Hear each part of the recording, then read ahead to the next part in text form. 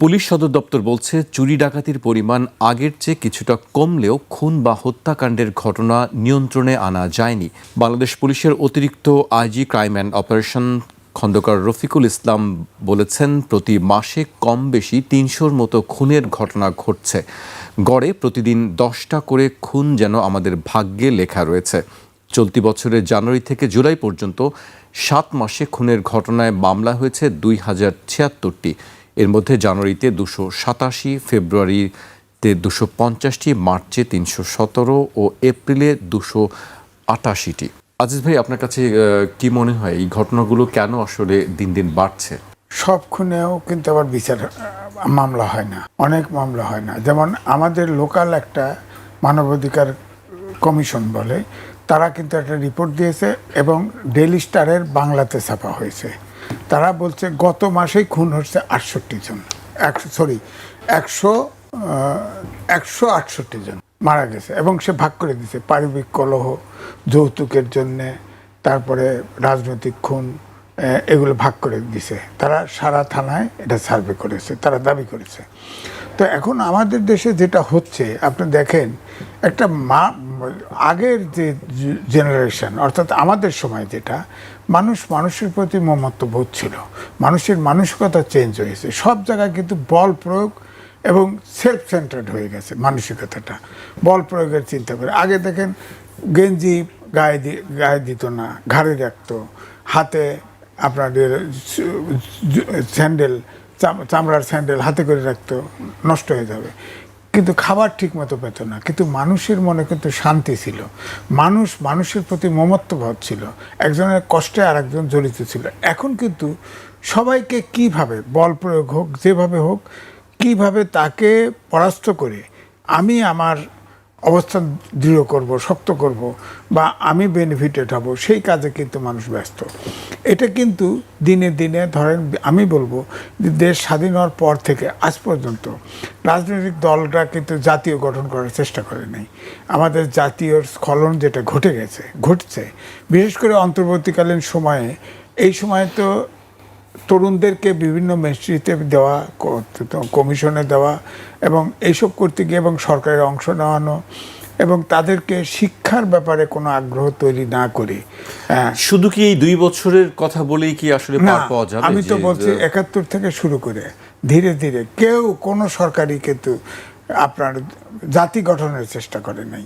আমি এর জন্য প্রধানত দায়ী করে আমি লিখেছিও যে আমাদের দেশে আপনার 12 প্রকারের শিক্ষা ব্যবস্থা আছে এবং সব জায়গায় মাস্টার ডিগ্রি দেওয়া হয়, যার ফলে মাস্টার ডিগ্রি প্রাপ্ত কেউ জাতীয় ইস্যুতেও একমত হয় না, সব 12 প্রকার দ্বন্দ্ব থাকে। সুতরাং আমার এই জন্য বলি, এসএসসি বা ইন্টারমিডিয়েট পর্যন্ত যদি জাতি গঠনের জন্য একটা একপক্ষী চিন্তা হতো, একপক্ষী শিক্ষা ব্যবস্থা হতো, তারপরে যার মতো স্পেশালাইজেশন করুক, সেটা তো হচ্ছে না, সেটা তো হয় নাই। কোনো সরকার এটা চিন্তা করে নাই। ধরেন অন্তর্বর্তীকালীন সরকারের সময় এতগুলো সংস্কার কমিশন হলো, কিন্তু শিক্ষা সংস্কার কমিশন হলো না।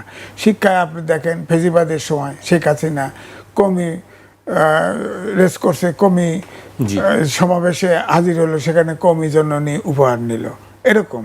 এবং শিক্ষাকে কমি বোর্ড যেটা আছে, সেই বোর্ডের সরকারি প্রতিনিধি নাই, তারা স্বাধীনভাবে আপনার সার্টিফিকেট বিতরণ করে। আমাদের ধরেন জাতীয় বিশ্ববিদ্যালয় আছে, উন্মুক্ত বিশ্ববিদ্যালয় আছে, এই শিক্ষা দিয়ে কী করবেন? বিজ্ঞানের যুগে কি করবেন? আপনি খুব চমৎকার প্রশ্ন তুলেছেন যে এই শিক্ষা দিয়ে কি হবে, শিক্ষা ব্যবস্থা দিয়ে কি হবে, কিন্তু এটি একটু দীর্ঘমেয়াদী একটি প্রক্রিয়া। শিক্ষা আপনি রাতারাতি কোনো কিছু পরিবর্তন করতে পারবেন না। কিন্তু এই যে আমরা পরিসংখ্যান যেগুলো দেখছি, এটি বাড়ছে, এটি কমানোর কি উপায় আছে আসলে? কিভাবে কমানোর প্রথমত আমার কথা, জাতি গঠন না করার পর্যন্ত এটা কমবে না। তাহলে তো অনেক দীর্ঘমেয়াদী না, আইনের কঠিন প্রয়োগ, আইনের কঠিন প্রয়োগ। ধরেন এখন আমরা হামেশাই দেখি যে মসজিদ, মক্তব, মাদ্রাসা, এগুলোতে বলাৎকার হচ্ছে, ধর্ষণ হচ্ছে, পরকীয় হচ্ছে, বহুত ভিডিও পাওয়া যাচ্ছে।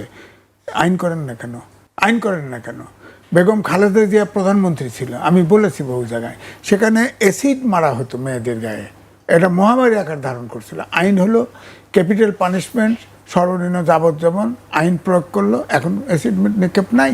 তাহলে এখন কি করা যেতে পারে? এখন হচ্ছে যে সামারি ট্রায়াল, এই যে রামেসা হত্যা হয়েছে না, আপনার লোয়ার কোর্টে রায় দিয়ে দিয়েছেন, এখন হাইকোর্টে অ্যাপিল চলতেছে, সুপ্রিম কোর্টে আবার যাবে এটা, তো বিচারটা হবে কতদিন হবে? আমি এই জন্য বলছিলাম, তখনই বলছিলাম এই সব মামলা আপনার লোয়ার কোর্টে তো রায় হয়ে যাবে, আইনে তাকে সব সুযোগ দিতে হবে, কিন্তু হাইকোর্টে আলাদা একটা বেঞ্চ থাকতে হবে, সুপ্রিম কোর্টে আলাদা একটা বেঞ্চ থাকতে হবে, এবং তাদের সময় নির্ধারিত থাকবে। 7 দিন বাদে এই উকিল জ্বর হয়েছে টাইম নেন, অমক নেন, তেমন করা যাবে না। একদম লাইক সামারি ট্রায়াল এরকম করে তাদের শাস্তি দিতে হবে, তাহলে না আর একজন খুন করতে নিরুৎসাহী হবে। এখন হচ্ছে না, মানে দ্রুত বিচারের কথা বলছেন। দ্রুত বিচার, কিন্তু সময় আইনের সবগুলো ধাপ পার দিতে হবে। আপনি ট্রাইব্যুনালের বিচার করলেও তো সুপ্রিম কোর্টে আপিল করে, তাই না? তা আপনি এটা সময় নির্ধারণ করে, এই ধরেন এই যে 13 দিনে আপনার লোয়ার কোর্টে বিচার হয়ে গেছে, না ফাঁসির আদেশ হয়েছে, হাইকোর্টে যা ঝুলে আছে, এখনও রায় হচ্ছে না, আবার সুপ্রিম কোর্টে যাবে, তো ওখানে স্পেশাল বেঞ্চ থাকে না কেন? আমার কথা হলো সেই স্পেশাল বেঞ্চ পার্টিকুলারলি এইসব বিচার দেখবে এবং শর্টকাট হিয়ারিং দিয়ে ইয়ে করবে, খালাস করে দিবে। জি, আমি আপনার কাছে আবারও আসবো। আমি সাইফ মুস্তাফিজের কাছে আসতে চাই। সাইফ মুস্তাফিজ, আমরা আজিজ ভাইয়ের বেশ কিছু কথা বলছিলেন যে কোন কোন কারণে আসলে এগুলি হচ্ছে। আমরা প্রতিবেদনে দেখেছি যে আরও কোন কোন কারণগুলো আসলে এই কারণগুলো হচ্ছে।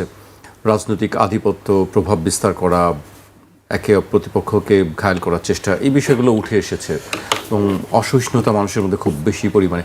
আপনার কাছে কি মনে হয় আসলে মানে এই ঘটনাগুলো নিরাপত্তা পরিস্থিতি কেন খারাপ হচ্ছে? দেখেন, এই ঘটনাগুলো যে আসলে ঘটছে সেটা তো অনেক কারণেই ঘটছে, এবং আমরা তো দীর্ঘদিন ধরে আসলে আলোচনাই করে যাচ্ছি। ভাই অনেকগুলো বিষয় উল্লেখ করলেন, কিন্তু এটার কোনো সমাধান বা সূরা আমরা দেখতে পাচ্ছি না। আমরা বিএনপির 180 দিনের যে সরকার, সেখানে আমরা দেখতে পেলাম কিছু নতুন মন্ত্রিসভায় রদবদল, কিছু নতুন মন্ত্রী যুক্ত করা হলো। আমরা দেখলাম যে তথ্য মন্ত্রণালয়ের ক্ষেত্রে জহিরুদ্দিন স্বপন সাহেবকে সরিয়ে আন্দাল বিন রহমান পার্থ সাহেবকে দেওয়া হলো। এখন উনি কি ফেইলিয়ার হিসেবে মানে সরিয়ে তাকে দেওয়া হলো, না কি ক্রাইটেরিয়াতে আসলে তাদের অ্যাসেসমেন্টগুলো করা হচ্ছে, সেটা আমার একটা ব্যক্তিগতভাবে জানার ইচ্ছা, বা জনাব তারেক রহমানের কাছে বা বিএনপির যারা পলিসি মেকার আছে, যে তারা আসলে কোন ক্রাইটেরিয়াতে এই মন্ত্রিসভাকে মার্কিং করছে বা তাদের পারফরমেন্স বিচার করছে। সেই পারফরমেন্স যদি বিচারের জায়গা থাকে, মানে আমি যদি ধরে নিই যে জহিরুদ্দিন স্বপন সাহেবকে হয়তো সে দলকে ওইভাবে সার্ভ করতে পারেনি, মিডিয়াকে যেভাবে নিয়ন্ত্রণ করার জায়গাটা থাকে বা কন্ট্রোল করার জায়গাটা থাকে, হয়তো সে করতে পারেনি। আন্দিল রহমান বেটার পারফর্ম করছে সংসদে, যেটা আমরা দেখতে পাচ্ছি। সে চাটুকারিতা করে প্রত্যেককে মনোরঞ্জন করাতে সে ব্যস্ত, হয়তো সেই আঙ্গিকে তাকে দেওয়া হয়েছে, আমি জানি না, সেটা আমি তাদের কাছে একটা প্রশ্ন। এবং ওই যে বললাম যে কোন ক্রাইটেরিয়াতে বিচার করা হচ্ছে, সেই ক্ষেত্রে যদি পারফরমেন্সের বিচার হয়, সবার আগে সালাউদ্দিন আহমেদকে স্যাক করা উচিত এই মন্ত্রিসভা থেকে। মানে তার মতো ব্যর্থ স্বরাষ্ট্রমন্ত্রী বাংলাদেশের ইতিহাসে মানে কবে এসছে আমি জানি না। কারণ একটা বৈধ একটা নির্বাচনের মধ্য দিয়ে যখন একটা সরকার ব্যবস্থা এতদিন পর হয়েছে, যেটাকে বাংলাদেশের সকল মানুষ ম্যান্ডেট দিয়েছে, এবং সর্বজন গৃহীত একটা ম্যান্ডেটের জায়গা থেকে আমরা সবাই অ্যাড্রেস করছি, সেখানকার মতো একটা জায়গায় যখন তিনি দায়িত্ব নিয়েছেন, আপনি নিজে আজকে বিবিসির বরাদ্দে একটা নিউজের রিপোর্টের কথা বললেন যে গড়ে 10 জনের মৃত্যু হচ্ছে। এখন ভাই অনেকগুলো বললো যে পারিবারিক কলহ, এটা সেটা, ঠিক আছে, ওইটা আমি মানলাম, কিন্তু যেই দলটা রাজনৈতিক সহিংসতা বেশি মারে, হ্যাঁ ঠিক আছে, মানে রাজনৈতিক সহিংসতা প্রায় 200টি সংঘর্ষ ঘটেছে। এবং যদি আপনি মোটা দাগে দেখেন, বেশ মানে অলমোস্ট মেজরিটি হচ্ছে যে বিএনপি এই কাজগুলো করেছে। এখন বলবেন বিএনপি বড় দল, তো ভাই এই কনসেপ্ট দিয়ে আওয়ামী লীগ তো এরকম তাদের অনেক কিছু বৈধতা দিয়েছে। বড় দলের ক্ষেত্রে সরকার গঠন করলে তাদের দায় দায়িত্বটা অনেক বেশি, সে আরও প্রোটেক্ট করবে অন্যদেরকে। সে যখন নিজের ঘরের মধ্যে মারামারি করে 31 জনের উপরে এই 6 মাসের মধ্যে মারা যায়, আর ইন্ট্রিমের সময় কিন্তু সেটা 250-র বেশি ছাড়িয়েছিল। আমি ধরে নিলাম যে এখন যে ক্ষমতায় আসছে, তখন দায়িত্বের জায়গাটা থেকে আমি চিন্তা করছি, তারা নিজেদের অভ্যন্তরীণ কলহ মেটাতে পারছে না, সেখানে 31 জনের উপরে মারা যাচ্ছে, প্রতিদিন 10 জন করে মারা যাচ্ছে, প্রতিদিন মানে যেভাবে মাদক বাংলাদেশে এখন ঢুকছে, এই সালাউদ্দিন আহমেদের এলাকা দিয়ে, কক্সবাজার দিয়ে অহরহ মাদক ঢুকছে। এখন তার বদি নেই, তাহলে বদির জায়গায় কি উনি রিপ্লেস করছেন? মানে উনি একসাথে রক্ষক আবার ভক্ষক, এরকমই কি আসলে মেসেজ আমাদেরকে দিচ্ছেন? মানে আমরা সাধারণ জনগণ তো এটাই মনে করবে যে একজন স্বরাষ্ট্রমন্ত্রী, দায়িত্বশীল কক্সবাজার এরিয়াকার মহাবীর নায়ক তিনি, ওইখানে তার বিরুদ্ধে একটা কথা বললে লোকজন এসে মারতে আসে। তো সেই এলাকায় মাদক কিভাবে ঢুকছে? এত মহিরুহ একজন আদর্শবান ব্যক্তি, ধর্মীয়ভাবেও যদি আমি তাকে চিন্তা করি, সে তো একজন বেশ আদর্শবান একজন মানুষ, তো সে এই জিনিসগুলোকে কেন এক্সেস দিচ্ছে? মানে এটা তো বাংলাদেশের মানুষ বলবেন যে 6 মাসে কেন এগুলো বলতেছেন আপনারা। ভাই 6 মাসে আমার এত মানুষ মারা যাচ্ছে, ডেইলি আমার লাস্ট 3 মাসে 900 জনের উপরে মানুষ মারা গেছে। তো আমি তো এগুলো বসে বসে দেখার জন্য আর আপনাদেরকে বিরোধী দলের জায়গায় নমনীয় হয়ে নম করে মনোরঞ্জন করতে আমরা আসি নাই। আমরা এখানে স্ট্রিক্ট থাকার জায়গাটা আমরা সবসময়ই করি। আওয়ামী লীগকে, হাসিনাকে আমরা কোনো ছাড় দিইনি, তারা বিদেশে পালাইতে বাধ্য হয়েছে, তাদের এই অপশাসনের জন্যই তো। ভাই বলল যে কেন এটা প্রতিষ্ঠিত হচ্ছে না, কারণ বাংলাদেশে সুশাসন নাই। প্রধানমন্ত্রী নিজে খুবই বড় গলায় বলল যে রামিসা হত্যা সে বিচার একদম কার্যকর করবে 30 কার্যদিবসের মধ্যে। এরকম আজকে কত কার্যদিবস চলে গেছে, কই? আপনি যখন সোসাইটিতে কোনো একটা হত্যার বিচার নিশ্চিত না করতে পারেন, কোনো একটা এরকম সিগনিফিক্যান্ট কোনো জায়গা তৈরি করে না দিতে পারেন যে দেখেন এটা হইলে এটা হয়। আপনি যে অ্যাসিডের যে ঘটনাটা বললো, হ্যাঁ ওইটা ওই সময় এটা আসলে থামছিল, কারণ আপনি সেই সময় দেখাইতে পারছেন যে এটা এরকম একটা ন্যাক্কারজনক ঘটনা ঘটাইলে তার এরকম মানে দৃঢ় একটা শাস্তির মধ্যে দিয়ে তার যেতে হবে, তার সর্বোচ্চ শাস্তি নিশ্চিত করা হবে রাষ্ট্রের পক্ষ থেকে। কিন্তু সে যখন পার পেয়ে যাচ্ছে, প্রতিনিয়ত আপনি খুন করলে, তারপরে আপনি বিভিন্নভাবে রাজনৈতিক হামলা করলে আপনাকে বিএনপি পুরস্কৃত করছে, তখন তো এই ঘটনাগুলো সোসাইটিতে থামবে না। আবার আপনি বলছেন যে বিচার বিভাগের এত জটিলতা, বিচার বিভাগের জন্য তো অনেকগুলো সংস্কার প্রস্তাব করা হয়েছিল, বিচার বিভাগ পৃথকীকরণের জায়গাগুলো আপনার উড়াই দিলেন কেন? এটা তো বিএনপি সরকার নিজ হাতে করছে। মানে কিসের জন্য করছে তারা? এই যে এই পুরানো রাজনৈতিক বন্দোবস্তকে টিকায় রাখার জন্য। এই আমলাতান্ত্রিক জটিলতা বলেন, এই আইন আদালতের জায়গাগুলোতে যে জটিলতাগুলো তৈরি করে রাখা হয়েছে, এগুলো তো তাদের এই সুবিধার জন্য। তাদের রাজনৈতিক নেতারা মারামারি করবে, গুম খুন করবে, তাদের দলের স্বার্থে তারা মানে তাদের সংবিধানকে তারা তাদের মতো করে ব্যবহার করতে পারবে। আর বাকি ভিন্ন মতের ক্ষেত্রে, বাংলাদেশের জনগণের ক্ষেত্রে যতটা ক্ষমতা প্রয়োগ করা যায় তাদের নিষ্পেষণ করার জন্য, তাদের নাগরিক অধিকার নষ্ট করার জন্য সেগুলো করতে পারে। বাংলাদেশের আইন শৃঙ্খলার পরিস্থিতি বর্তমানে খুবই বাজে। কোন একটা নারী রাত 10টার পরে বা রাত 8টা-9টার পরে সে একা একা সেফটির সাথে মানে হেঁটে বাসায় যেতে পারবে কিনা আপনি কাউকে জিজ্ঞেস করেন তো? আপনার বাসায় মা বোন আছে, আমার বাসায় মা বোন আছে, আমরা নিজেরাই কিন্তু সেফটি ফিল করছি। তো এইরকম একটা পরিস্থিতি বাংলাদেশে এখন বিরাজ করছে, যেখানে একটা নির্বাচিত একটা সরকার এখন আছে, এবং বাংলাদেশের ইতিহাসে নাকি সব থেকে ক্যালিভারওয়ালা মন্ত্রী সালাউদ্দিন আহমেদ, আমি যতটুকু বুঝি ওনারা এরকম করে বলে। বিরোধী দলের কেউ নাকি ওনার একজনের সাথে পারে না। তো ওনার চাপাবাজের সাথে তো আমরা আসলে পারবো না। উনি যে সংবিধানের বিভিন্ন ধাপে ধাপে দিয়ে যে চাপাবাজিগুলো করে, এটা আসলে আমরা পারি না। আমরা বাংলাদেশের সাধারণ মানুষের সহজ কথাগুলো বলার চেষ্টা করি, তাদের দুঃখ দুর্দশা, আক্ষেপ, তাদের যন্ত্রণা, এগুলা নিয়ে আসলে আমরা বাংলাদেশের মানুষের কাছে যাই, তাদেরটা শুনি এবং সেটা সমাধান করার জন্য রাজনীতি করছি। তার মতো চাপাবাজি করে স্বরাষ্ট্রমন্ত্রী হয়ে ছেলেকে বিভিন্ন টেন্ডার দিয়ে এই লুটপাটের রাজনীতি করতে আমরা আসলে আসিনি। অনীত বিলম্বে তাকে আসলে বাংলাদেশ থেকে তারেক রহমান যেভাবে ওই জহিরুদ্দিন স্বপনকে সরায় পার্থ ওনাকে দিছে, এই সালাউদ্দিন আহমেদকে স্যাক করা দরকার। স্যাক করে দিয়ে তাকে এই জায়গায় একটা আসলে গুরুত্বপূর্ণ, যে আসলে এই মন্ত্রণালয়কে সামলাতে পারবে, যার আসলে অন্য কোনো বিষয় ইন্টারেস্ট নেই, সে দেশের নিরাপত্তা এই ব্যাপারগুলো দেখবে, তাকে আসলে বাংলাদেশে এখন দ্রুত নিয়োগ দেওয়া উচিত। উনি ব্যর্থ, এখানে আর কোনো যদি কিন্তু নাই। আপনার কাছে আমি আবারও আসবো। আমি আজিজ ভাইয়ের কাছে আসতে চাই। আজিজ ভাই, তথ্যমন্ত্রীর বিষয়ে বেশ কয়েকবার কথা বলছিলেন সাইফ মোস্তাফিজ। আজকে তিনি ব্রিফিং করেছেন, আজকে প্রথমবারের মতন যে সাপ্তাহিক ব্রিফ থাকে সেখানে তিনি উপস্থিত ছিলেন। বেশ কয়েকটি বিষয় নিয়ে তিনি কথা বলেছেন। আমি তথ্যমন্ত্রীর বেশ কয়েকটি সেই বক্তব্যগুলো উল্লেখ করতে চাই। সাংস্কৃতিক অনুষ্ঠানের ব্যাপারে বাধাবিঘ্ন হোক, সরকারের তরফ থেকে এমন মানসিকতা নেই বলে জানিয়েছেন তথ্য ও সম্প্রচার মন্ত্রী আন্দালিব রহমান পার্থ। আর প্রধানমন্ত্রীর তথ্য সম্প্রচার উপদেষ্টা জাহিদুর রহমান বলেছেন, অন্তর্বর্তী সরকারের সময়ের তুলনায় এই বিষয়ে ড্রামাটিক্যালি উন্নতি হয়েছে, তবে দু একটি ঘটনা যে ঘটছে না সে কথা তিনি অস্বীকার করেননি। মঙ্গলবার সচিবালয় সরকারের সাম্প্রতিক কর্মকাণ্ডের তথ্য জানাতে আয়োজিত নিয়মিত সংবাদ সম্মেলনে মন্ত্রী উপদেষ্টা এই কথাগুলো বলেন।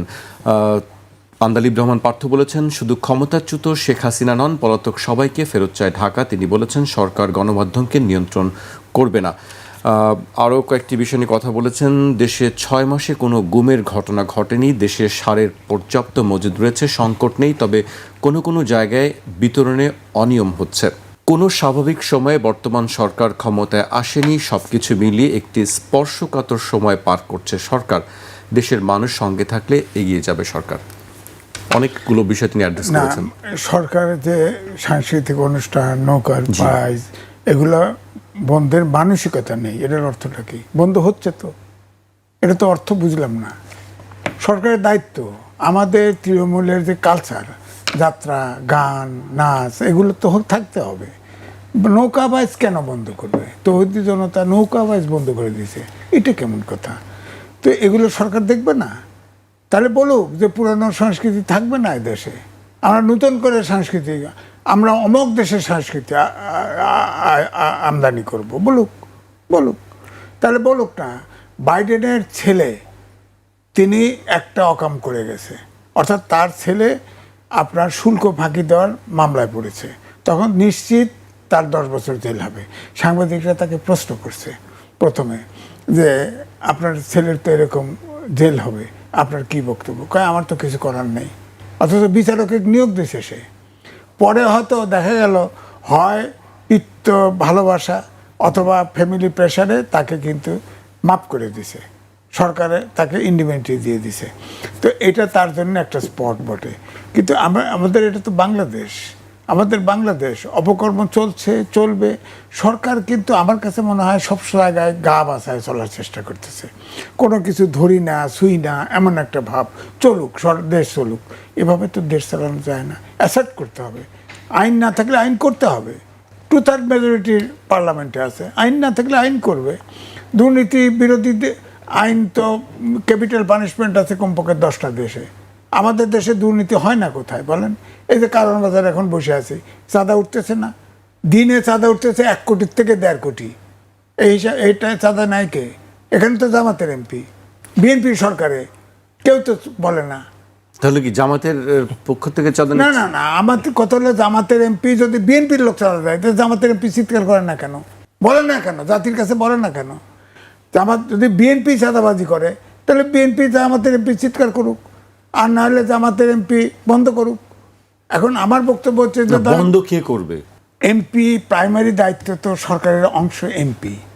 এমপির এলাকায় চাঁদাবাজি হলে এমপি যদি মনে করে যে সরকারি কোনো লোকের জন্য এই চাঁদাবাজি বন্ধ করা যাচ্ছে না, তাহলে তো অবশ্যই সে জানাবে জনগণকে। এত মিটিং মিছিল হয়, চিৎকার করবে, পার্লামেন্টে বলবে যে আমার এলাকায় কারণ বাজারে এত বছর চাঁদাবাজি তো অমুকে চাঁদা নিচ্ছে, তাকে ধরেন, আমি সাক্ষ্য দিচ্ছি, ধরেন। আপনার এই যে আপনার বলেন এই যে যাত্রাবাড়ি সবচেয়ে হোলসেল মার্কেট, ওখানে তো জামাতের এমপি, বলে না কেন? এই যে ধরেন এনসিপি আমাদের ওই মেরাদিয়া বাজার মধ্যবাড্ডা, এখানে এনসিপির নাহিদ, চাঁদাবাজি হচ্ছে। তো এমপিদের প্রাইমারি দায়িত্বে। আবার যদি বাস স্ট্যান্ড যদি ধরেন, ওই মোহাম্মদপুর কৃষি মার্কেট আছে, সেখানে অ্যাডপ্টেড বিএনপি ববি হাজরাত এমপি, বলেন। আমার কথা হচ্ছে সবাইকে তো দায়িত্ব পালন করতে হবে, সবাইকে। আপনি যে 2-3টে জায়গার কথা বললেন, এর বাইরে কি আর আসলে কোনো জায়গায় চাঁদাবাজি প্রত্যেকটা মহল্লায় দোকানপাটে চাঁদাবাজি হচ্ছে, এটা সত্য। এটা কাকের মতো খড়ের পালায় নাক ডুবাইলে তো হবে না। আমার কথা হচ্ছে প্রাইমারি দায়িত্ব হচ্ছে, এখন ওয়ার্ড কমিশনার নাই, এখন এমপিরা আছে একমাত্র। এমপি করবে না, সেই জায়গায় করবে না, চিৎকার করবে না। এমপি তো ধরিয়ে দিবে যে এইভাবে চাঁদাবাজি হচ্ছে, এই এলাকা রক্ষা করার দায়িত্ব আমার। করতেছে না তো কেউ, শুধু দায় আর এক ঘরে। রাজনৈতিক দলগুলো কিন্তু একে অপরের ঘাড়ে দায় চাপানোর চেষ্টা করতেছে। আমি তো উদাহরণ দিলাম, আপনারা এখানে কারণ বাজারের কথা বলছি, বলেন এমপিকে বলেন, একবার চিৎকার করছে যে আমার এখানে 1.5 কোটি টাকা দিনে চাঁদা ওঠে, এটা অমুক খায়, বিএনপির অমুকে খায়, চাঁদা খায়, বা আওয়ামী লীগের পুরানো লোক ছিল তার সাথে হবলম করে খাচ্ছে। উনি কি করেন? নাকি উনি চাঁদা বা ভাগ নিয়ে চুপ আছেন? এগুলো বলতে হবে তো। তাহলে সততাটা কোথায়? দেশটা ঠিক করার দায়িত্ব কে? জনগণ ভোট দিয়ে যাকে নির্বাচিত করতেছে, সেও দায়িত্ব পালন করতেছে না অথবা করতে পারছে না। হ্যাঁ, তাহলে দায়টা কার ঘাড়ে চাপাবেন আপনি বলেন? আমি বললাম তো যে নাহিদ ইসলাম বক্তৃতা, ভালো ছেলে, খুব ভালো, বিতর্কিত কথা বলে না, কিন্তু এটা তো তাকে দায়িত্ব নিতে হবে যে বড়শ্রীর কি মেরাদিয়া বাজার, তারপর মধ্যবাড্ডা হোলসেল মার্কেট, এই 2টে মার্কেট আছে না, 2টে মার্কেটই তার অধীনে। কেন হয় বলেন? কেন হয়? তাকে দায়িত্ব দিবে না? জাতীয় রাজনীতি সে করতেছে, কিন্তু বেসিক্যালি সে এখন চিফ হুইপ, এমপি না, চিফ হুইপ। তার এলাকা ওখানে চাঁদাবাজি হচ্ছে তো। এই জন্য বলছি যে সবাইকে দায়িত্ব পালন করতে হবে। তো এটা রাষ্ট্র গণতান্ত্রিক যুগে যেতে চাইলে পার্লামেন্টে বিরোধী দল, সরকারি দল, ডান হাত আর বাঁ হাত। দায়িত্ব বিরোধী দলেরও আছে, সরকারি দলের তো 1 নম্বরে আছে। সরকারি দল তো দায় নিতে হবে। দায় নিতে হবে। এখন দায় নিতে হলে হয় আপনি ওই এমপিকে সংসদে বলছে যে কারণ বাজারের এমপি সাহেব জামাত তাক তো টেম্প করতে পারতেছি না, হয়তো চাঁদাবাজি করে, কয় নাই, কইছে, কেউ বলছে, সেও বলে নাই, তাহলে চাঁদাবাজি কি ভাগ করতেছে? পার্লামেন্ট অধিবেশন আছে বৃহস্পতিবার থেকে শুরু হচ্ছে, দেখি শুনি, নিশ্চয়ই সেখানে দেখি এইসব জায়গায় কে চাঁদাবাজি কে না, কেউ কারো অভিযোগ করবে না, আপনি নিশ্চিত থাকেন, অভিযোগ করবে না। চাঁদাবাজি কম বেশি ডাইরেক্টলি আর ইনডাইরেক্টলি সবাই ভাগ খাইতেছে। সারা দেশটা এখন চাঁদাবাজির আওতায় পড়ে গেছে এবং সবাই ভাগ করে খাইতেছে, যার ক্ষমতা আছে সেই ভাগ করে খাইতেছে। এই চাঁদাবাজির মধ্যে দেখেন এখন ক্যাশলেস সোসাইটি করার চেষ্টা করতেছে, কিউআর কোড বসাই দিচ্ছে না। এই দুর্নীতি আইন করতে হবে এবং সর্বগ্রাসী দুর্নীতিবিদদের বিরুদ্ধে আক্রমণ যদি না করেন এই দেশ ঠিক করা সম্ভব না। আপনি আরেকটা সিস্টেমের কথা বলেন, কিউআর কোড, এই সিস্টেমে কি চাঁদাবাজি বন্ধ হয়ে যাবে? না, কিউআর কোড আসলে আলটিমেটলি ক্যাশলেস সোসাইটি, তাতে কি বন্ধ হয়ে যাবে?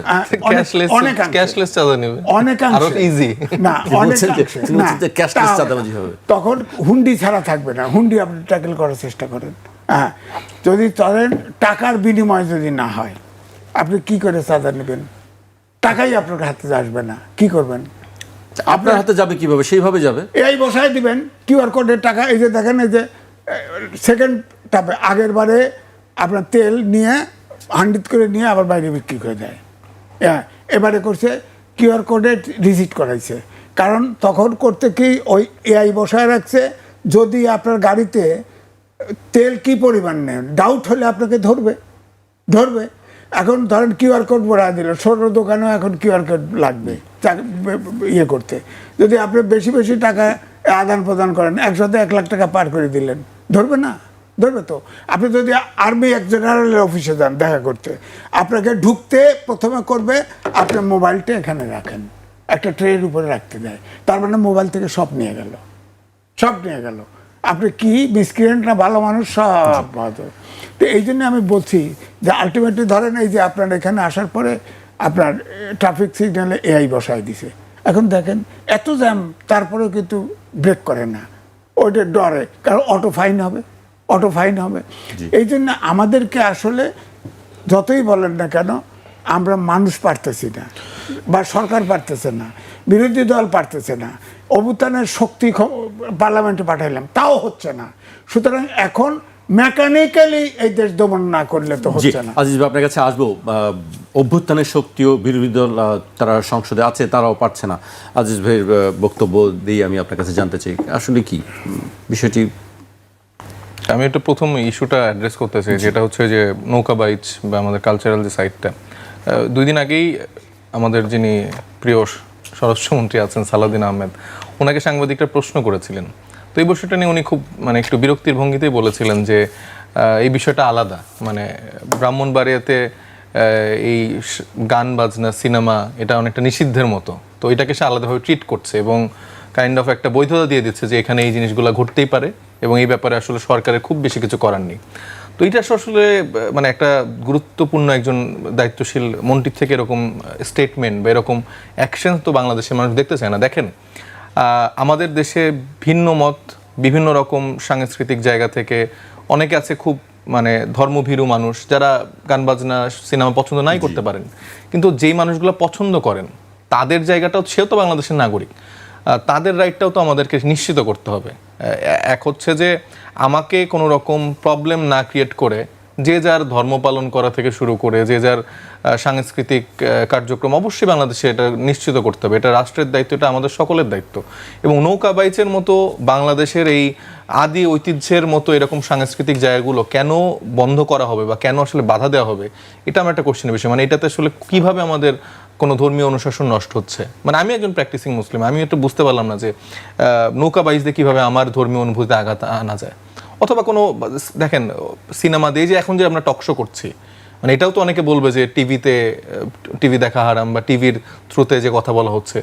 ব্যাপারটা হচ্ছে যে এই মাধ্যমগুলো দিয়ে আমরা কতটুকু পজিটিভিটিগুলো নিতে পারছি সেটা আমাদের নিশ্চিত করতে হবে। এবং সমাজে সুস্থ সাংস্কৃতিক বিকাশের জন্য আমাদের ধর্ম মত নির্বিশেষে সকলের আসলে সেই জায়গাটা কাজ করতে হবে। বিশেষ করে রাষ্ট্রের জায়গা থেকে যারা এরকম গুরুত্বমন্ত্রী আছে, তারা এগুলো উস্কিয়ে না দিয়ে নিশ্চিত করতে হবে যেন ওই ভিন্ন মতের মানুষগুলা বা যারা সাংস্কৃতিক চর্চা করতে চায় তাদের সেই জায়গাটা নিশ্চিত করে।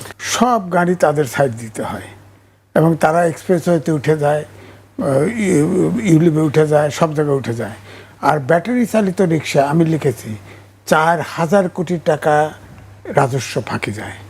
বিদ্যুৎও তো অনেক বড় একটি বিদ্যুৎ 4,000 কোটি টাকা রাজস্ব এটা ফাঁকি যায়। কারণ হচ্ছে এই ব্যাটারি আমদানি করা হয়, আমদানি করে এবং প্রভাবশালী এলাকার প্রভাবশালী রাজনৈতিক ছত্রছায়ায় এবং পুলিশের আন্ডারস্ট্যান্ডিংয়ের মাধ্যমে এই গাড়িগুলো তৈরি করা হয়, তৈরি করে তাদের টোকেন দেওয়া হয়, টোকেন দিয়ে এটা চলে এবং ফ্রি স্টাইল চলে। এটা তো যেভাবে পলিউশন করে, আমরা তো এখন ঢাকা শহর তো ধরেন সারা পৃথিবীতে কখনো 1, কখনো 2, কখনো 3 থাকি, আর সারা বাংলাদেশ হচ্ছে এখন বায়ু দূষণে 1 নম্বর আপনার এই বায়ু দূষণে। সুতরাং এটা আমরা বিষের ভিতর দিয়ে হাঁটছি। হ্যাঁ, আমি সাহেব মোস্তাফিজকে দেখছি মাস্ক পরে আসতেছে, সে স্বাস্থ্য সচেতন, বুঝলাম আর কি। আসলে আমাদের সবার মাস্ক পরা উচিত।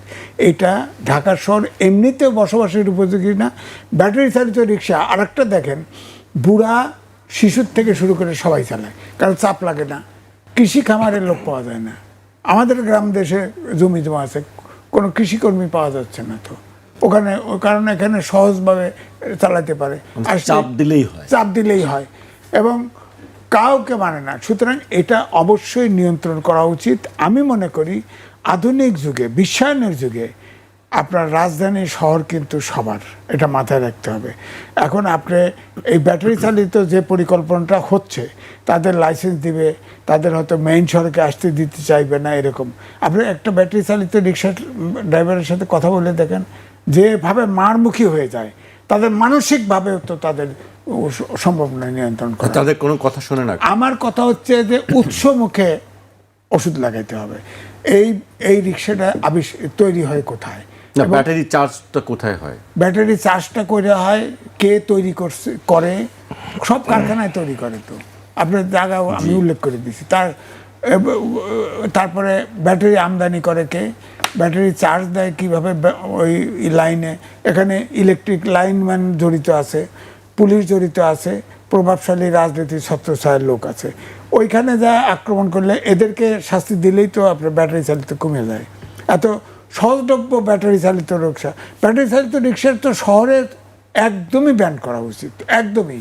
এখন আপনার লাইসেন্স দিবেন, ট্যাক্স নেবেন, এই কারণে ব্যাটারি চালিত ওটা তো আইন মানে না। কিন্তু এতগুলো মানুষ তাহলে কই যাবে, কোথায় যাবে?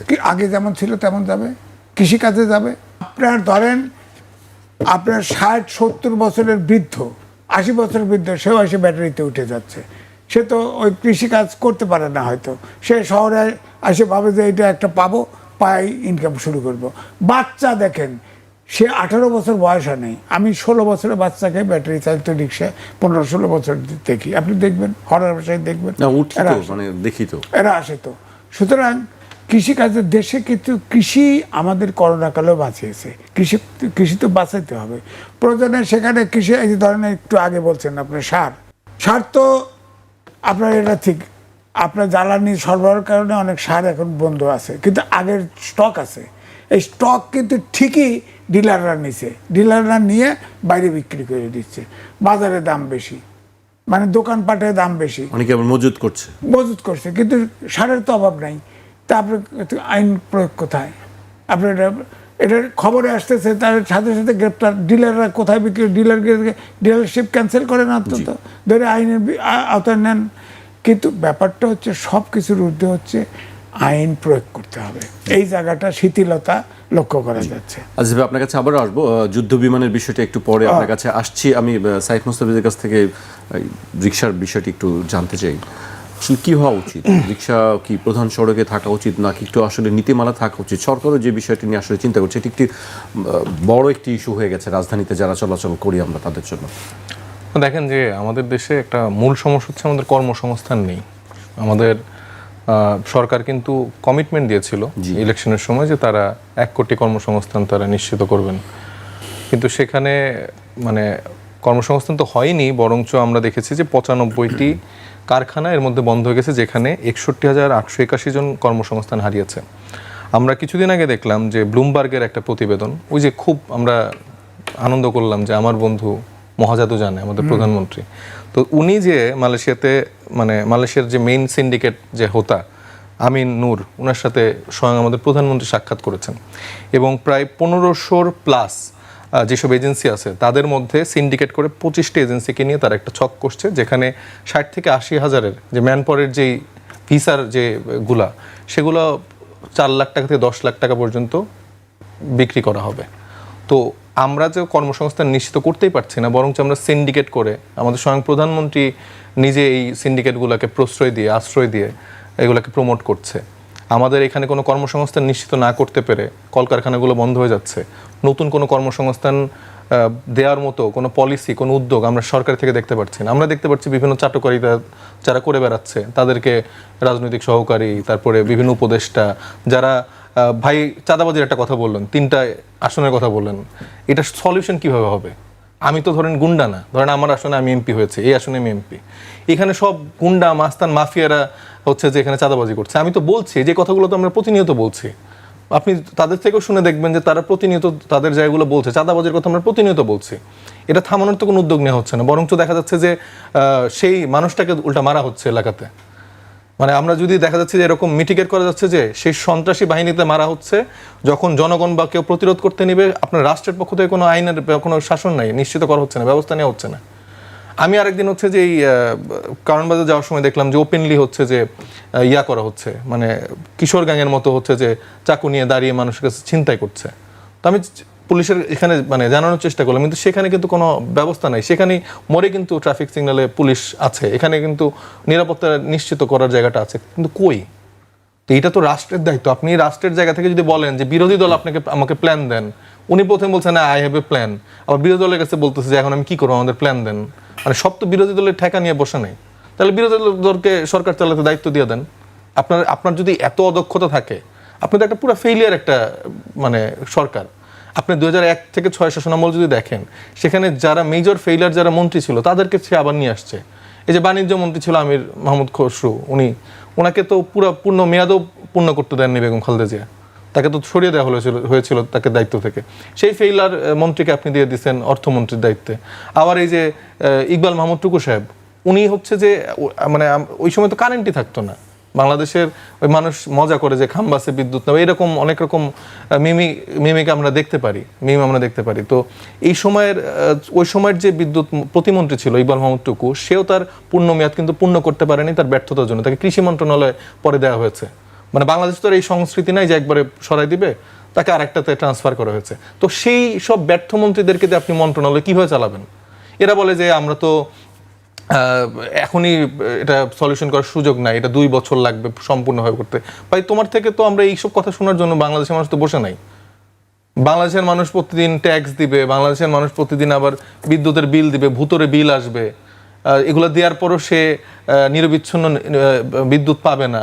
গ্যাসের লাইনে হচ্ছে যে এই আজকে আমি আপনাদের প্রডিউসার কাছে শুনলাম যে ট্রান্সপোর্ট আপনারা প্রোভাইড করতে পারছেন না বিকজ অফ আপনারা কোনো গাড়িতে আপনাদের গ্যাস নেই, 6-7 ঘন্টা ধরে নাকি আপনাদের গ্যাসের লাইনে দাঁড়ায় থাকতে হচ্ছে। তো তেলেরও তো আমরা সংকট দেখছিলাম, বৈশ্বিক সংকট অনেক আলাপ আমরা এখানে করতে পারি। বৈশ্বিক সংকট হওয়ার পরে তেলের এই সমস্যা ওই সমস্যা, যে আপনি 20-30 টাকা বাড়াই দিলেন আর কোনো সমস্যা নেই। মানে এটা কি আলাদিনের চেরাগ দিয়ে কি জাদু হয়ে গেল হঠাৎ করে, বুঝলাম না। আপনার বৈশ্বিক সংকটে আপনার তেল নাই সারাদিন 24-25 ঘন্টা ধরে, ওই পেট্রোল পাম্পের ওরা গোন স্টপ করতো, যে দাম বাড়ায় দিয়েছে, এটা দাম বাড়ানোর জন্য একটা সিন্ডিকেট ছিল, তেল বাড়ায় দাম বাড়ায় দিয়েছে। এখানে সিন্ডিকেটের সাথে তাহলে কারা ইনভলভ? মানে এটা কি এখন আমার দায়িত্ব, বিরোধী দল হইলাম, তারপর আমরা হলাম সবকিছু নিয়ে, তাহলে আমাদের সরকারের দায়িত্ব দিয়ে দেন যে হ্যাঁ ভাই আমরা পারতেছি না, আপনাদের প্ল্যান দিয়ে আপনারা চালান, আমরা চালাবো, আমাদের সেই সক্ষমতা, আমাদের সেই প্ল্যান আছে। এনসিপির জায়গা থেকে অ্যাটলিস্ট আমরা সেই অ্যাসুরেশনস দিতে পারি। কিন্তু আপনারা কিছুই পারেন না, আপনারা ব্যর্থ লোকজনদের নিয়ে বসে আপনারা মানে তামাশা করতেছেন, এটা তো আসলে হয় না। সবগুলো ব্যর্থ। আপনি কোন মন্ত্রণালয়কে বলবেন যে তারা সাকসেসফুলি ডিল করতেছে? মানে কেউ, নাথিং। এই যে মীর শাহ আলম যিনি এলজিআরডি প্রতিমন্ত্রী, উনার তো মানে উনি পারলে সব কাজ মানে পরিবারকে দিয়ে করায় ফেলে। এলজিআরডি মন্ত্রণালয়ের 70% কাজ তার নিজের ছেলের কোম্পানি দিয়ে সে করাচ্ছে। এগুলা একদম ভরা মজলিসে নিউজ আসলো, মানে তারপরও বিএনপি সরকার কোনো লজ্জা নেই, তার ব্যাপারে কোনো ব্যবস্থা নিতে পারলো না। চ্যানেল ওয়ানে দেখাইছে সেই রিপোর্ট হচ্ছে যে উড়াই দিছে, বিভিন্ন গণমাধ্যমে আসছে খবরগুলো। না ধরেন আমি আপনার নামে কোনো মিথ্যাচার করতেছি, সেটা আপনি ডিবাং করেন, আপনি তথ্যপত্র উপস্থাপন করেন। তারা মন্ত্রণালয়ের ডেটা দিয়ে কাজের সব মানে একদম ডকুমেন্ট প্রকাশ করে যখন চ্যানেল ওয়ান প্রকাশ করলো, নেত্রী নিউজ প্রকাশ করলো, যমুনা নিউজ প্রকাশ করলো, সেগুলা উল্টা সেসব নিউজ ওরাই ফেলছে। আপনি যে জহিরুদ্দিন স্বপন সাহেবকে সরাই দিলেন, মানে কেন সরাইছেন আমি এখন বুঝতেছি না, যে সে কি এই পারফরমেন্সগুলো একটু খারাপভাবে করতে পারছিল কিনা, এই যে নিউজগুলো সরাই ফেলা। কারণ এই যে কালকে ডেইলি ওয়াদা একটা নতুন ইংরেজি পত্রিকা এসছে, সেখানে সালাউদ্দিন সাহেবের যে সুপুত্র ইব্রাহিম, উনার নামে একটা রিপোর্ট এসছে, সেটা রিপোর্টটা করেছিল একজন ফিনান্স একজন প্রফেসর। ওই যে জাপানি একটা কোম্পানি যাদের কোনো রকম কাজের এক্সপিরিয়েন্স নেই, তাদের 40,000 কোটি টাকার একটা প্রজেক্ট বাংলাদেশে করানোর জন্য সালাউদ্দিন পুত্র দৌড়ঝাঁপ করছে। সেখানে যদি 5%ও পায়, কয় হাজার কোটি টাকার মালিক সে হচ্ছেন বুঝেন। যেই সালাউদ্দিন আহমেদ সাহেবের ছেলের কোনো কাজের এক্সপিরিয়েন্স নেই, তার যে কোম্পানি সেটা ফর্ম হয়েছে 2025 সালে, এবং তাদের 4,000 টাকার কাজেরও এক্সপিরিয়েন্স নেই, সেই সেক্টরেরও না। তা আপনি মানে কিসের মহাজাদু আপনি করতেছেন? আপনি রিক্সাওয়ালাদের কথা বলতেছেন, এটা অনেক ছোট একটা সেক্টর। আপনি লেন নিশ্চিত করে দিবেন, আপনি কোন কোন সড়কে চলাচল করবেন না সেই জায়গাগুলো আপনি নিশ্চিত করে দিবেন, কিন্তু এইটাকে সামনে রেখে যে বাংলাদেশে বিদ্যুৎ সংকট হয়ে যাচ্ছে যে এই ব্যাটারি চালিত রিক্সা চালকের জন্য, ভাই এর থেকে বড় বড় চুরি আপনি আড়ালে করে ফেলতেছেন। সালাউদ্দিন আহমেদ সাহেবের ছেলের যে চুরি, আপনি সারা দেশের রিক্সা চালকের এই বিদ্যুতের চুরিটাও আপনি একসাথে মিলাইতে পারবেন না। So this is the fact. বাংলাদেশে এটাই হয়ে আসে। বাংলাদেশে এই এসালমদেরকে বিভিন্নভাবে পুনর্বাসন করে সালাউদ্দিন আহমেদ সাহেবরা, আবার তারা বিভিন্ন সময় সবসময় সুবিধা ভোগে। ব্যবসায়ীরা একটা কাজ করে, তারা সবসময় দুই নৌকায় পা দিয়ে রাখে। যারা স্মার্ট ব্যবসায়ী সরকারকেও পালে এবং বিরোধী দলে 2-3 জনকে তারা টার্গেট করে রাখে, যে যদি এরা আসে তারা যেন কোনোভাবে সার্ভ করে। তো এসালম সেক্ষেত্রে স্মার্ট একটা প্লে করছে। সে আওয়ামী লীগকে তো এতদিন পুষছেই, পাশে এই সালাউদ্দিন আহমেদ সাহেব বা এদের সাথে একটা কানেকশন তারা ছিল, এখন এসে তারা সে সুবিধা পাচ্ছে। কিন্তু দিন শেষে বাংলাদেশের মানুষ তো আসলে পুরা তাদের কপাল ফুটা, তারা খালি বসে বসে কান্নাই করবে। আবু সাইদরা হচ্ছে যে হাত প্রসার করে জীবন দিবে, আমরা হচ্ছে যে অনেক কথা বলবো, কিন্তু বাংলাদেশের মানুষের ভাগ্য পরিবর্তন হবে না। ভাগ্য পরিবর্তন হবে কাদের? এই লন্ডনে বিভিন্ন সময় 17 বছর 20 বছর যারা থেকে আসছে, এই যে নতুন পররাষ্ট্র প্রতিমন্ত্রী হুমায়ুন কবির, তারা এসে আপনাদের সাংবাদিকদের তুচ্ছতাচ্ছিল্য করবে, বলবে যে কি এত জ্বালা কেন। তাকে নর্মালি সিম্পলি কোশ্চেন করা হয়েছে যে তারা যে সংবিধানকে আঁকড়ে ধরে রাখছে, সেই সংবিধানের জায়গাতেই তো দ্বৈত নাগরিকত্ব থাকলে তো বাংলাদেশের এরকম দায়িত্বশীল জায়গায় যাইতে পারে না। আইনমন্ত্রী অবশ্য আজকে কথা বলেছেন এটি নিয়ে, যে তিনি দ্বৈত নাগরিকত্ব পরিহার করেছেন এরকম। সেটা সিম্পলি কালকে যখন তাকে জিজ্ঞেস করলো, যে প্রথম আলোর বরাত দিয়ে জিজ্ঞেস করলো যে এটা একটা নিউজ হয়েছে, এই ব্যাপারে আপনার মানে ইয়াটা কি, আপনাকে আসলে নাগরিকত্ব ছেড়ে আসছেন কিনা বা না, উনি বলছে যে আপনাদের জ্বালা কেন, মঈনুদ্দিন ফখরুদ্দিনের আমলের জ্বালা শুরু হয়েছে নাকি। তো একটা পররাষ্ট্র মন্ত্রণালয় কিন্তু ডিল করা খুবই একটা সফটলি ডিল করতে হয়, তাদের ভাষা, তারা কিভাবে ডিল করছে, এগুলো কিন্তু খুবই সিগনিফিক্যান্ট। তো উনি যদি এরকম মকারি করে সাংবাদিকদেরকে বলে, এটা তো খুবই আনফর্চুনেট। তার মতো দায়িত্বশীল জায়গা তো এই মকারি করার জায়গা না। মানে উনি তো এখানে এমন কিছু হয়ে যায় নাই, সে 20 বছর ধরে থাকছে লন্ডনে, সে এখন দেশে এসে তো সাংবাদিকদেরকে এইভাবে প্রশ্ন করতে পারে না, মকারি করতে পারে না। সিম্পলি সে উত্তর দেবে যে হ্যাঁ বা না। তবে এটা আসলে দিবেও বা কেন, তাদের যে কালচার তারা তৈরি করে রাখছে। এই যে এম এ মুহিত যে এখন স্বাস্থ্য প্রতিমন্ত্রী হয়েছে, তার তো মানে সে আমার আসনের এমপি, তার সব রকম ডকুমেন্ট আমি দিলাম নির্বাচন কমিশনে, যে দেখেন শুধু পাসপোর্টের কপিটা তো কালেক্ট করা টাফ, সব দেওয়ার পরেও তারা বলছে যে না না না, উনি তো খুব সম্মানী ব্যক্তি, বিদেশ থেকে আসছে। হ্যাঁ, আমি আপনাদের এখানে শো করলাম, তাকে এখন স্বাস্থ্য প্রতিমন্ত্রী দেওয়া হয়েছে। এগুলো তো আগে থেকে সেট করা, মানে এই ডিপ স্টেটের যে গেমে আমরা বলি, এগুলো আগে থেকে অনেক কিছু সেট করা থাকে।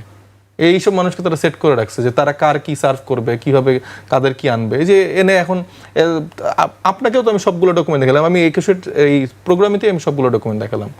তার ইমিগ্রেশনের এয়ারপোর্ট থেকে লাস্ট যখন তিনি দেশের বাইরে যান, সেখানে যে ডেটা, সেখানে তিনি ব্রিটিশ সিটিজেন। রেদার সে নির্বাচন কমিশনের দায়িত্ব নিয়ে বললো যে আমি জন্মের পর থেকে কখনো অন্য কোনো দেশের নাগরিক ছিলাম না। এই মিথ্যাচার দিয়ে বাংলাদেশের রাজনীতি চলতেছে। সেখানে এরকম পররাষ্ট্র প্রতিমন্ত্রী বা আরো অনেকেই আসলে বলবে যে না এটা তো কিছু না। আবার আমরা ডাক্তার জাহিদের ইন্টিমের সময় আমরা স্টেটমেন্ট দেখছিলাম, ভাইরাও বলছে যে এই বিদেশি নাগরিক খলিল কিভাবে বাংলাদেশের এই কাজ করে ওই কাজ করে। এন্ড খলিলুর রহমানও তাদের গুরুত্বপূর্ণ পররাষ্ট্রমন্ত্রী। যুদ্ধ বিমান ব্যাপারে আপনারা কি বলবেন? আমি সেটি যুদ্ধ বিমান কেনা হচ্ছে, যুদ্ধ বিমান বা যুক্তরাষ্ট্র থেকে বিমান কেনার কথা শুনেছিলাম, আজকে জাহিদুর রহমান দেখেন বিমান কেনার যে বাংলাদেশের সংস্কৃতি, সেটা যে লুটপাট হয়, সেই সংস্কৃতি হলে এটা অবশ্যই স্টপ হওয়া উচিত। কিন্তু আমাদের প্রতিরক্ষা নীতির জায়গা থেকে আমাদের তো কিছু প্রিপারেশন থাকা উচিত, কারণ আমরা যখন মুখে মুখে অনেক কিছু বলি, দিল্লি না ঢাকা, এইটা না ওইটা, এরকম বড় বড় সবাই আমরা অনেক স্লোগান দিই, কিন্তু আমাদের দেশের অভ্যন্তরীণ প্রতিরক্ষা ব্যবস্থা কিন্তু অনেক নাজুক, অনেক দুর্বল। আমাদের যারা বীর সেনাবাহিনীর যারা ফাইটাররা যারা আছেন বা বিভিন্ন লেয়ারে যারা কাজ করেন, তাদের সাহসিকতা, তাদের জায়গাতে আমাদের সবসময় আস্থা থাকে। তারা বাংলাদেশকে প্রোটেক্ট করার জন্য সর্বোচ্চ চেষ্টা করে, কিন্তু তাদের তো আমাদের ইকুইপমেন্টের জায়গাগুলো ব্যবস্থা করে দিতে হবে কিছু কিছু ক্ষেত্রে। মানে উই নেভার নো যে অনেক রকম ক্রাইসিস, অনেক রকম সিচুয়েশন, অনেক রকম কিছু ফেস করতে হতে পারে। তো সেক্ষেত্রে প্রতিরক্ষা বিষয়ে যদি লেজিট মানে সরকার দায়িত্ব নিতে পারে, সেটা আমি সাধুবাদ জানাই। যদি তারা ওই লুটপাট নেবে, ধরেন 1,000 টাকার জিনিস যদি 1 কোটি টাকা দিয়ে কেনে, সেটা তো আসলে সাপোর্ট করে না। কিন্তু তারা যদি এই মেরিট অনুযায়ী চিন্তা করে যে দেশের প্রতিরক্ষা ব্যবস্থাকে তারা আসলে সুন্দর করে সাজাতে চায়, এটাকে আসলে ইম্পোর্ট করতে চায়, সেটা আমি মনে করি এটা আমি অবশ্যই সেটি প্রশংসার দাবি রাখে। আমি আজিজ ভাইকে দিয়ে শেষ করতে চাই। আজিজ ভাই, আপনার কাছে এই প্রশ্নটি ছিল আসলে বিমান কেনা নিয়ে। এর আগেও আমরা অনেকবার কথা শুনেছি যে যুক্তরাষ্ট্রের সঙ্গে বিমান কিনতে হবে এবং আজকে চীন থেকে হ্যাঁ, যুক্তরাষ্ট্রের কাছ থেকে বিমান কেনার কথা ছিল। তো এর আগে চুক্তি হয়েছিল ফ্রান্সের কাছ থেকে এয়ারবাস কিনবে। সেখানে প্যাসিফিক চুক্তি ছিল যে ফ্রান্সের কাছ থেকে কেনা যাবে না, আমেরিকার সাথে কিনতে হবে। সুতরাং সেখানে চীনের কাছ থেকে কেনা হচ্ছে, আমি খুশি। দ্বিতীয়টা, আমি সাইদ মোস্তাফিজের সাথে একমত যে আমাদের দেশে এখন দেখেন যেভাবে পরাশক্তিগুলি যেভাবে আপনার চক্রান্ত করে, তবে যুক্তরাষ্ট্রের সাথে চীনের সম্পর্ক ভালো না, আর ভারতের সাথে চীনের সম্পর্ক ভালো না। এর ভিতর দিয়ে তো আমরা চলছি। সেখানে আমাদের নিজস্ব পায়ের শক্তি লাগবে।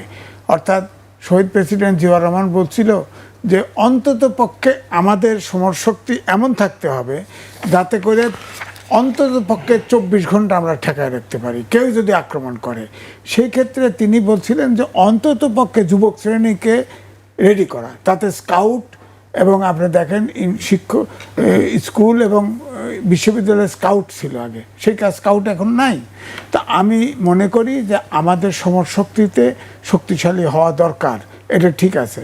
তবে অবশ্যই আমি সেটাও বলি যে কেনাকাটা যেন 2 নম্বরই না হয়। কেনাকাটা যা পয়সা তাই দিয়ে, কারণ চীন কিন্তু আবার যেরকম স্ট্রিক দেখা যায় আবার পয়সাপাতি খরচ করে, খুব সমস্যা নেই। তো সুতরাং আমি মনে করি সমরশক্তিতে আমাদেরকে এই ধরনের টানাপোড়েনে ভূ রাজনীতির চক্করে যেহেতু আছি, সুতরাং আমাদের সমরশক্তিতে শক্তিশালী হওয়া দরকার, এটা আমি মনে করি। 2, আরেকটা কথা বলি যে এই যে জ্বালানি সম্পর্কে আমার নিজস্ব কিছু মতামত আছে। জ্বালানি এক্সেলারেট এনার্জি, এটা আমেরিকান সংগঠন মেনটেন করে, ইঞ্জিনিয়াররা মেরামত করে। একটাতে আগুন লাগলো, এতে 450 মেগাওয়াট বিদ্যুৎ ঘাটতি হলো। হ্যাঁ, আমার কথা হচ্ছে এরপরে আপনার কাতার থেকে এবং আপনার থেকে সিঙ্গাপুর থেকে 2টা কার্গো আসলো, নিরাপত্তার অজুহাত দেখায় তাদেরকে ভিতে দেওয়া হলো না, বললো তোমরা ডিসেম্বরে আসো। এখন আবার একটা কার্গো সরকার নিয়ে আসছে। আমার বক্তব্য হচ্ছে এটাতে অনেকে বলে আর কি যে যেহেতু আমেরিকার সাথে $1 বিলিয়ন পণ্য আমদানি করার কথা ছিল, সেইটার ইস্যু কিনা যে আমাদের জ্বালানি সংকট তৈরি করা। হ্যাঁ, সুতরাং এইটার ব্যাপারে সরকার মুখ খোলে না কেন, পরিষ্কার কথা বলে না কেন যে এইটা টার্মিনাল ধরেন 2টা কার্গো আসছে, অন্য ব্যবস্থা করে এটা করলো, আনলোড করতে পারতো, করলো না কেন? তো এখানে অন্য কোনো পরাশক্তির ইনভলভমেন্ট আছে কিনা এটাও তো আমরা জানলাম না। সুতরাং আমি তো বলি যে আমাদের বলা হচ্ছে 2 বছর ধৈর্য ধরতে হবে। কি জ্বালানি ছাড়া কেমনে 2 বছর ধৈর্য ধরবে? জ্বালানি বিকল্প তো তৈরি করতে হবে, কিছু করার নাই তো। আপনি এখন ঘোষণা দেন না কেন? সব জায়গায় সৌর প্যানেল করুক, সব যারা বিল্ডিংওয়ালা আছে যতটুকু পারে করুক না, এই ঘোষণাটাও তো আসে না। বিকল্প বিদ্যুৎ তো আমাদের লাগবে, যেমন নবায়নযুক্ত জ্বালানি, এটা করা কঠিন। গ্রাম দেশে গোবর টবর এইগুলি আছে, এগুলোর থেকে এটি কতটুকু টেকনিক্যাল হেল্প সহজে তো মানুষ এক্সপার্ট হবে না।